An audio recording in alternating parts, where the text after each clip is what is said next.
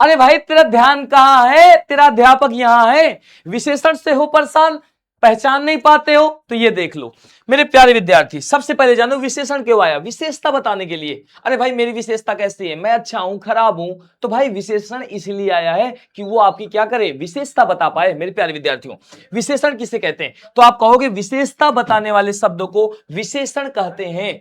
विशेषता बताने वाले शब्दों को विशेषण कहते हैं, और जिस संज्ञा या सर्वनाम की विशेषता बताई जाए उसे विशेष्य कहते हैं। लेकिन इसके पहचानने के लिए ट्रिक क्या है कि यदि किसी शब्द में, मेरे प्यारे बच्चा, यदि किसी शब्द में प्रश्न किया जाए कैसा, कैसी और कैसे, तो वह शब्द जिसमें प्रश्न किया गया है वह बनेगा विशेष, और इन प्रश्नों के जो उत्तर मिलेंगे वह बनेगा विशेषण।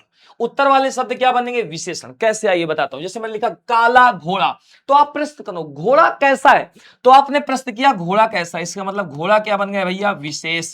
जिस शब्द में प्रश्न कर दोगे कैसा है, जिस शब्द में प्रश्न कर दोगे कैसा है, वह बनेगा विशेष। और इसका उत्तर क्या मिला, घोड़ा कैसा है, काला। तो काला क्या है यहां पर मेरे प्यारे बच्चा, विशेषण है। बस आपको कुछ नहीं करना, जिस शब्द में आपने प्रश्न किया है कैसा, कैसी, कैसे, तो वह क्या बनेगा, विशेष, और उनका उत्तर क्या मिलेगा, विशेषण। आइए आगे देखिए। जैसे मैंने बोला लंबी नदी, तो आपने कहा गुरुजी प्रश्न करें नदी कैसी है, तो भाई जिस शब्द में प्रश्न हुआ कैसी है, वह शब्द तुरंत क्या बन गया, वह शब्द तुरंत बन गया विशेष। और लंबी कैसी है मेरे प्यारे बच्चा, तो यह बन गया विशेषण, क्योंकि यह इसका क्या है, उत्तर है। भाई साहब जैसे मैंने बोला समुद्री घोड़ा, तो घोड़ा कैसा है, तो आप बोलेंगे घोड़ा गुरुजी विशेष है, और इसका उत्तर क्या है, समुद्री, तो ये क्या बन गया, विशेषण बन गया। पहलवान आदमी, आदमी कैसा है, पहलवान है, तो आदमी बन गया विशेष, और पहलवान क्या बन गया, विशेषण। विशेषण के भेद कितने होते हैं, सबसे बड़ा सवाल है कि गुरुजी विशेषण के भेद कितने होते हैं। तो मैंने कहा एक ट्रिक देख लो, इसी काट दो, 1 2 3 4, तो विशेषण के भेद कितने, 4। एक ट्रिक याद कर लो कि गुणा की गई संख्या का सार्वनामिक परिमाण दो, गुणा की गई संख्या का सार्वनामिक परिमाण दो। तो गुणा से मतलब है गुणवाचक, संख्या का मतलब है संख्यावाचक, सार्वनामिक का मतलब है सार्वनामिक विशेषण, और परिमाण का मतलब है मेरे प्यारे बच्चों परिमाणवाचक विशेषण। आइए देखें गुणवाचक विशेषण किसे गुणवाचक कहेंगे, बेटा जिन वाक्यों में प्रश्न कर दिया जाए कैसा है, अगर उसका उत्तर मिल गया तो वह गुणवाचक विशेषण होगा। जहां आप प्रश्न कर दो कैसा है, कैसा है, जैसे लड़का अच्छा है तो प्रश्न कर दिया लड़का कैसा है, अच्छा है, तो गुणवाचक विशेषण।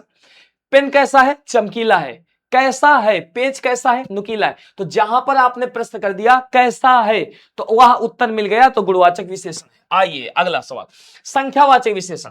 जैसे 5 पेन 2 लड़के 8 गाय, इसका मतलब जहां प्रश्न कर दिया जाए क्या, कितने, कितने आदमी थे रे, तो भैया 5 पेन, कितने पेन 5, तो जहां कितने नामक प्रश्न बनेगा वह संख्यावाचक विशेषण। परिमाणवाचक विशेषण, कितना, कितना खाएगा, 5 किलो आलू, कितना आलू 5 किलो आलू, कितना कपड़ा 5 मीटर कपड़ा, 10 मीटर कपड़ा, जहां कितना किया जाए। अब एक लास्ट बचता है सर्वनाम की विशेषण।